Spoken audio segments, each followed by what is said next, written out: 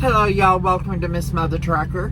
I'm your favorite mother trucker coming at you here from in Denver, Colorado. And as you saw in the title on the video, this is about the missing, it's not really about the missing guy, and it is. It's about staying safe out here. And I am a little bothered with Prine's reaction. I think as truckers and our company should be letting us know when a driver just comes up missing. For the simple reason we need to be on high alert. We need to be paying attention when we're in those areas. But you know, the truth is, we should be paying attention and on alert all the time, especially as women, but men too. There's a lot of guys out here that do a lot of reckless things because they don't think it's going to happen to them. There's girls that will prey, men and women that will prey on truckers, will prey on GIs, people that are in jobs where they're lonely, they're away from home. And as a lot of you know, out here developing a relationship is really hard. So everyone thinks, oh, well, maybe he called a hooker. If this was a tip, could have been 1-900 bang a lonely trucker, I don't know. But a lot of these guys will put their girlfriends' pictures online, get their girlfriends to go pick the guy up, whether it's as prostitution or they think they've been talking to some nice girl for a while. I'm more inclined, if this guy did something, it was probably he was going to meet a prostitute. And I'll tell you why. He left his wallet and his phones. Those are things that can get stolen from them, those type of people. And had them pick him up because they're, from what I understand with the police report or something, the dogs said he got in a vehicle because the scent stopped. I don't know. Dogs aren't 100%. I used to show breed dogs, train dogs. You know, they're excellent, but they're not everything. So the thing is they will use these girls, and these girls, a lot of them aren't even prostitutes. They use the pictures, the girl picks them up, they take them to a hotel room. This happened not long ago in Oklahoma City to a guy. And they robbed and killed them. And took off. At a hotel downtown across from a truck stop. This was before I was ever a trucker. It's when I had my horse and carriage company. And they were talking about it. And then the same couple did it to another guy. But they just robbed him. I mean, when they were just robbing him, the guys were embarrassed, not saying anything, but when the guy got killed, people start coming out, and these people weren't posing her as a prostitute. They were posing her as a girl who was just texting the guy back and forth. They met on a dating site, and like, you know, the site Badu, no matter where you're at, it hones into your area. So he could have been traveling through an area, start talking to some girl online, and then boom. But I can't picture why he wouldn't bring his phone with him or his wallet. I can see her saying, hey, we'll go park somewhere, just come on out, I'll pick you up. If he thinks it's a prostitute, give him a little blowy in the car or whatever. So I mean, you guys got to be careful. Think with your heads. I know y'all get lonely, but it's not worth your damn lives.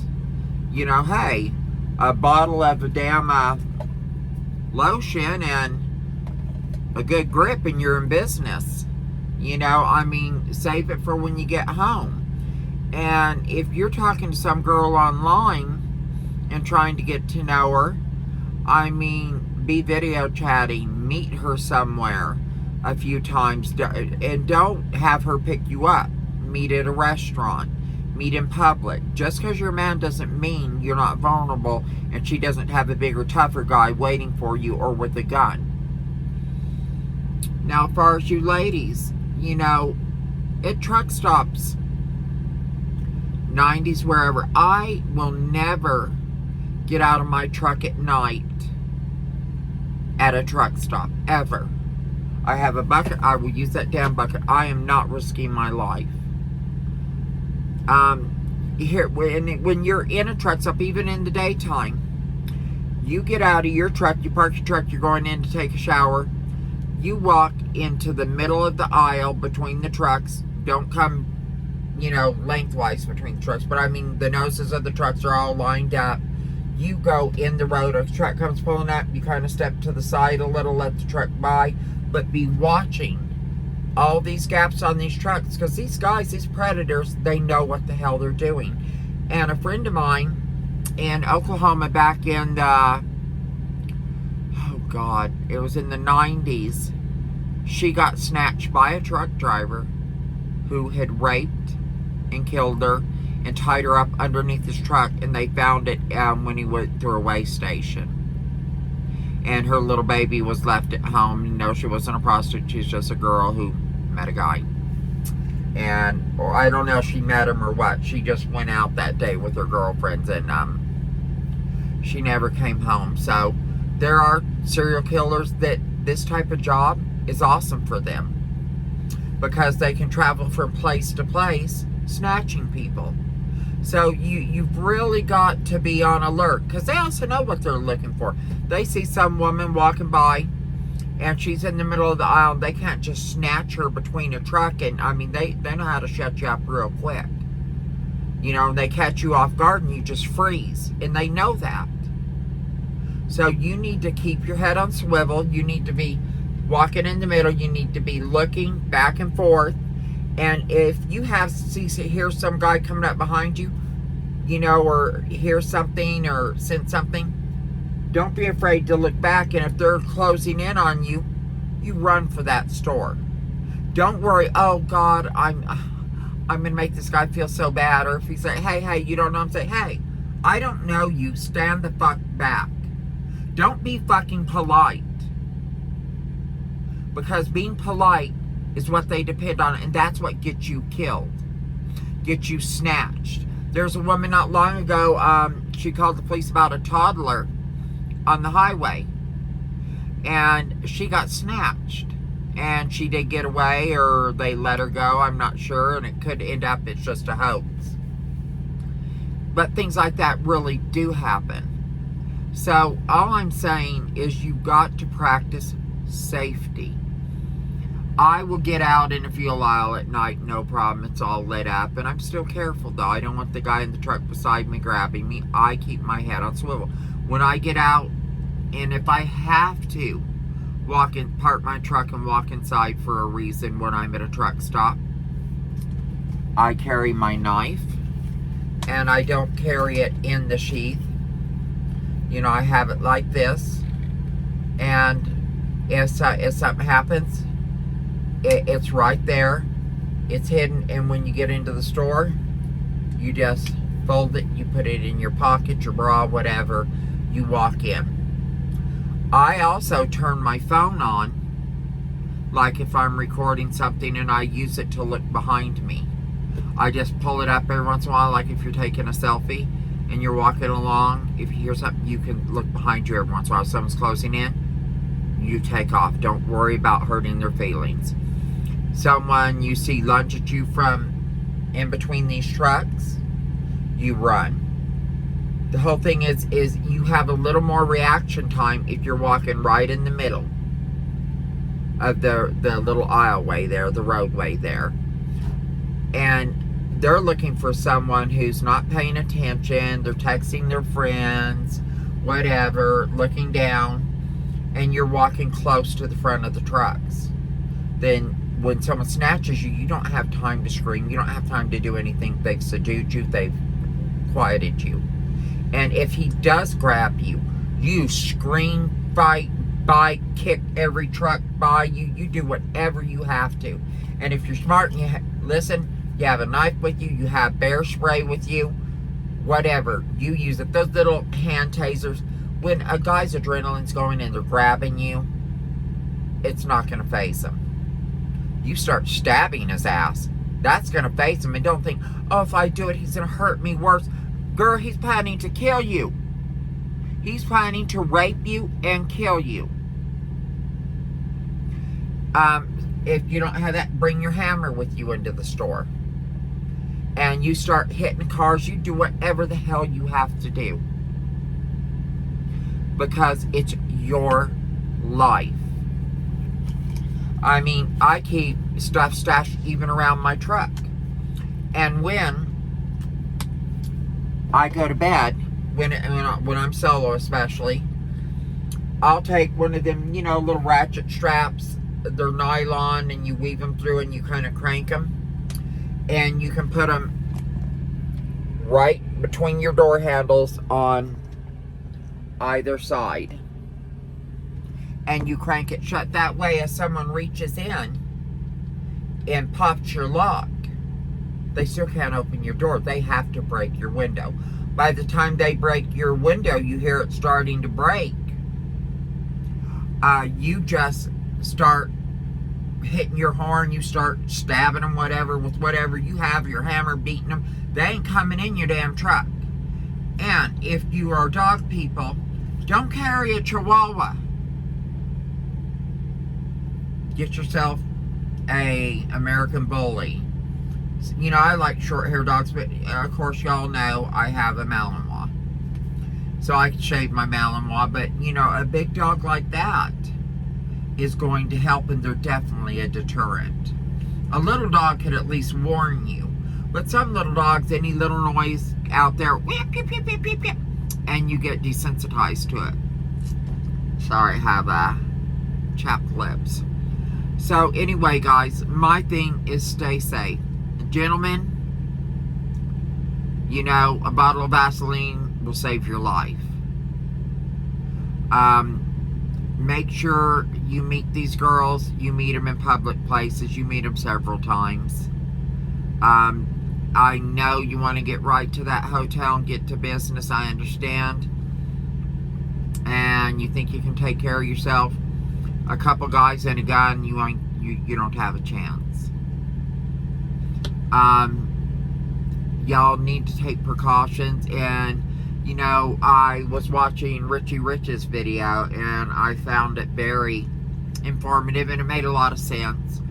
This guy could have just said, hey, I'm done, I'm leaving, and offed himself.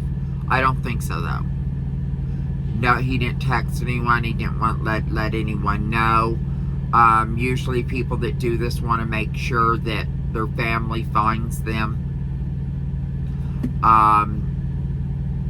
They tell someone a lot of times, and sometimes they don't.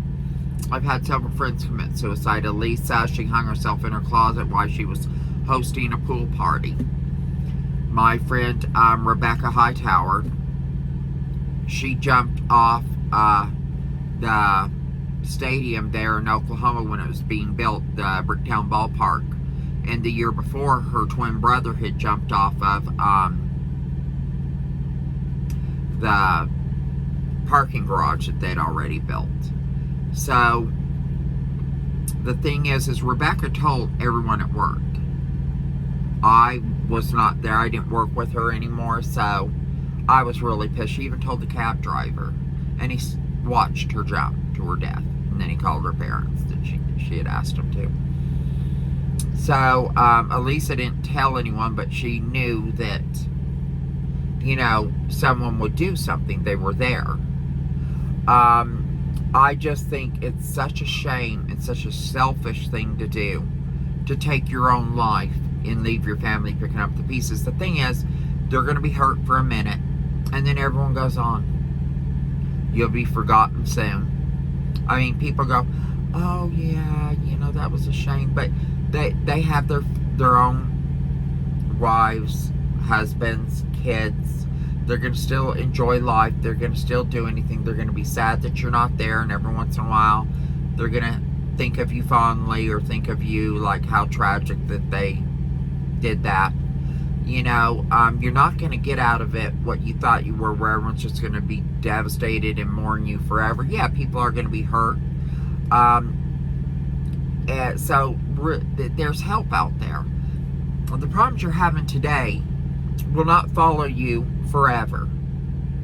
The next day might be different, and there's so many people that for some reason they were going to kill themselves, and they were interrupted, and then years later said, oh my God, if so-and-so wanted to come over at that time or needed my help or this or that, I would be gone right now. And I would have missed all this.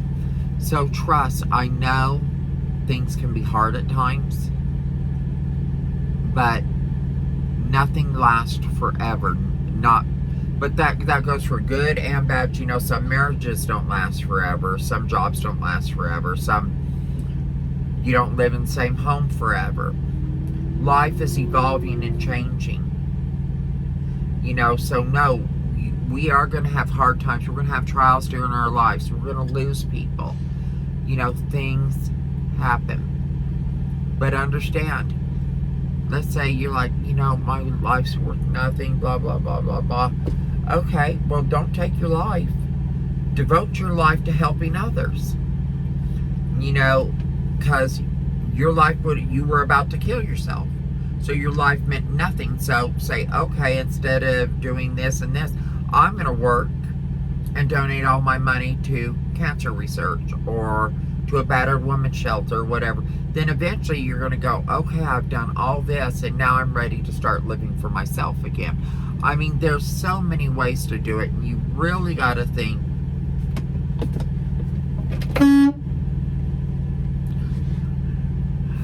My student was walking by just blind as a bat. Missed our truck. But anyway, my prayers are going out to the family of the gentleman who went missing, and I do not know all the circumstances. I mean, Tim Travels, awesome YouTuber, used to be an attorney, is a trucker now for Prine. Go check his channel out if you really want to know more. Lyle did a video on it. I'm more trying to let you know this is what I would avoid. This is how I would do it. You've got to stay safe out here. You've got to, and also, if you have someone at home and you are leaving your truck, you're parking, and you're going in to do something, call them. If they're, you know, they're like, say, hey, it's after dark, I'm going into the labs or the pilot, whatever. I will call you when I get back to the truck. If I'm not back in so long, just, you know, alert someone. You know, there's just all different things you can do. You've got to stay safe out here. Men as well as women, but especially women. They are preying on us out here. And we need to let these companies know. You have to let us know when someone comes up missing. You have got to let us know where we can prepare, where it happened, when it happened. Also, you don't know that we might have seen something while they were there. You know, I mean, you guys got to let us know. You've got to inform us where we can take precautions. Yeah, maybe it was a suicide, maybe it was this or that. And let's say it was a suicide. That's the time to get out there and say, hey, you know, I know there's times are hard. There's things going on. Have the dispatchers send a fleet message about, you know, resources that people can use when it gets hard. You know, I mean, we've really got to come together. And I'm going to be talking to Lyle, and I want to try and get a hold of Tim from Tim's Travels. I want to get a coalition of drivers together,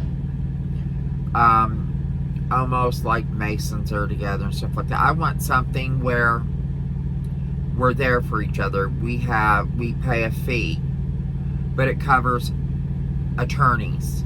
It covers different things like that, emergencies and things for truckers. If a trucker dies on the road, there's money there to help get them home, because a lot of owner ops, we don't have those things in place because, you know, we just don't have the insurances. And another thing, as a group, and I'm not talking about Prime, I'm talking about industry-wide. I'm not talking like a union. I'm just talking some industry-wide, an organization where we can buy medical, because we have the buying power of a large company, because we join this and build it into the thousands. Then if a driver passes away, or a driver gets in a wreck and they need months of therapy, They got bills they have to pay. This organization would be set up to help them with that. If something happens and they need legal assistance, we have lawyers. That type of thing. And then we have the power to help each other. And like this guy comes up missing, we could turn around and spread that throughout our whole organization, throughout companies and everything. And we all come together and we help each other. But I'm going to get more with people like Tim, who was an attorney. I want to talk to Lyle. Tim, if you're listening, Terry, I think your name is, call Lyle. Lyle has my phone number. If one of y'all want to send this video over to him, I'd appreciate it. Or Lyle, I know you watch my videos sometimes, reach out to Tim. I would like to get with you guys, and I would like to try to organize something that helps drivers, especially lease ops and owner ops. And we always need lawyers, we always need medical, and these are, and also we could be doing 401ks, retirement plans, everything, you know. So anyway, guys, I've gone on way too long. If y'all are still listening, awesome. But please treat each other with love, kindness, and respect. And also, practice inclusion instead of exclusion, because you never know who you might meet. You might like them. Also, Junior Honduras, and Trucking Along with Kirsty. Hey, if you all are very knowledgeable people, I have respect for all of you. I'd like to get together, and we can figure something out. And like I said, this is not Prime exclusive. This is Prime, Swift, OTRX, Yellow. Well, Yellow doesn't have owner ops, but any companies that have lease ops, owner ops, small boutique companies, reach out. I want to start pulling this together. We've really got to start taking care of each other out here. You know, we're a brother and sisterhood, and we really got, if we pull together, we will be mighty, we will be strong. So, until next time, guys, Miss Mother Trucker out. Peace.